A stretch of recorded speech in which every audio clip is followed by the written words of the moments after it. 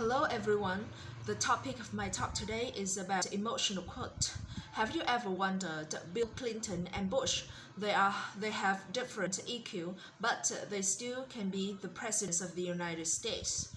Or have you ever wondered Albert Einstein, one of the smartest people in the 20th century, but he ended up lonely when he passed away without any soul friends? So I hope that my talk today can help you to answer those questions, and also you can take some lessons from my talk and to be more successful and be loved by others in your life. So at first, the definition of emotional quote, that's the ability to control your own emotion and to read other thoughts.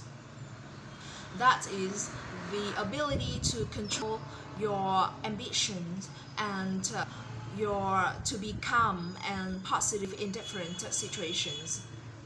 If you have low EQ, it's very hard for you to be famous and excellent. So let's look back to the story of Bill Clinton and Bush.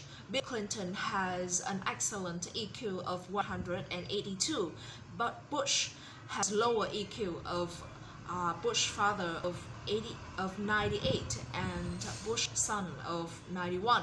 But because they all have high emotional quota, so they all become the presidents. The psychologists also concluded that the EQ is much more important than the intelligent quote.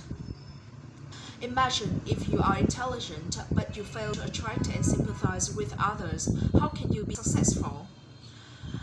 Or let's look around. If someone can be intelligent and can be not intelligent, but he can communicate, he can work in team, and he can adapt to different situations, so he can be successful too. Or at your work, if you are intelligent, you can be easily recruited at first, but if you lack an emotional quote, you are very hard to be promoted. Some American corporations even added an EQ test in their recruitment processes. So how do you know your EQ? There's a test of 100 multiple choice questions.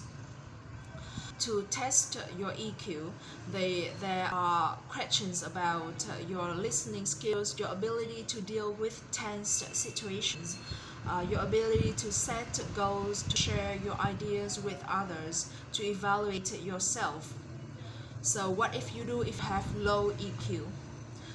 The answer for this is to practice and to be patient. The first thing you need to do is to self-control.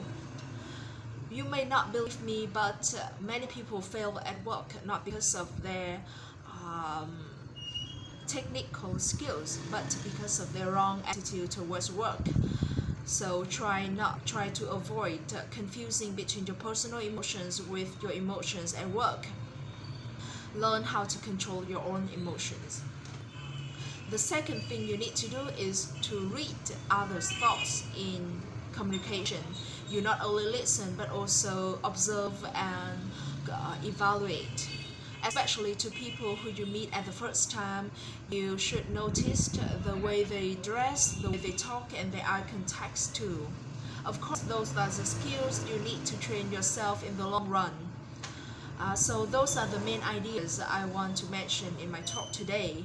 If you have low EQ, you still can be more successful than even the smartest people.